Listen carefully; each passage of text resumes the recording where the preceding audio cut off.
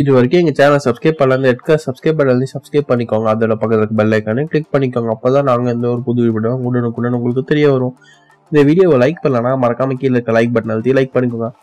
இன்னைக்கு நம்ம எதை பத்தி பார்க்க போறோம்னா, இப்போ வந்து பாத்தீங்கன்னா ஜியோ ஸ்பீட் வந்து பாத்தீங்கன்னா ரொம்ப கம்மியாயிட்டே வருது. கன்ஜெக்ஷனால நம்ம ஜியோக்கு வந்து இன்டர்நெட் ஸ்பீடு ஒரு கான்ஸ்டன்டாவே இல்ல. மேபி நம்ம அந்த இன்டர்நெட் ஸ்பீடு இன்க்ரீஸ் பண்றதுக்கு என்ன செட்டிங் பண்ணலான்றத இன்னைக்கு வீடியோக்குள்ள பார்க்க போறோம்.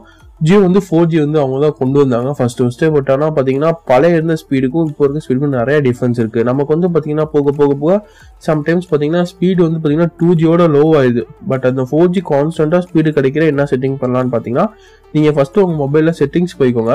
அதில் போயிட்டு பார்த்தீங்கன்னா நீங்கள் மொபைல் நெட்ஒர்க்ஸ் இல்லை மொபைல் செட்டிங்ஸ் அப்படின்னு இருக்கும், அதை கிளிக் பண்ணிக்கோங்க. செல்லுலர் நெட்ஒர்க் செட்டிங் ஓப்பன் ஆகும். அதில் வந்து நீங்கள் எந்த சிம் நம்ம வந்து ஜியோக்கு தான் மாற்ற போகிறோம்.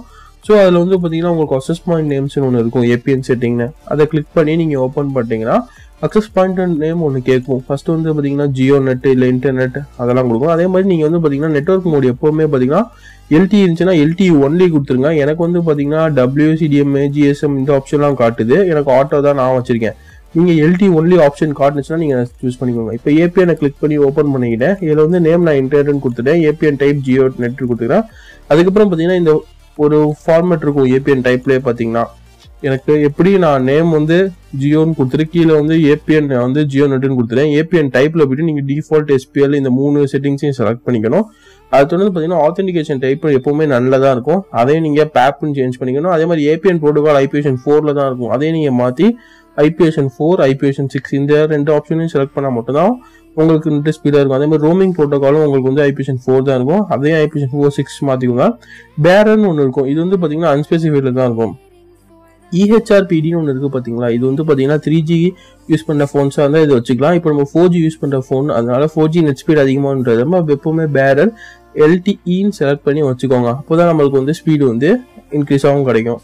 அது மோஸ்ட்லி அன்ஸ்பெசிஃபைடில் தான் இருக்கும். நம்ம போய் தான் அதை LTEன்னு மாற்றணும். பின்ன இந்த மாற்றின ஆப்ஷன் என்னென்னு பார்த்தீங்கன்னா bearer, roaming protocol, APN protocol, authentication type, MNC 869, MCC பார்த்தீங்கன்னா 405 வச்சுக்கோங்க.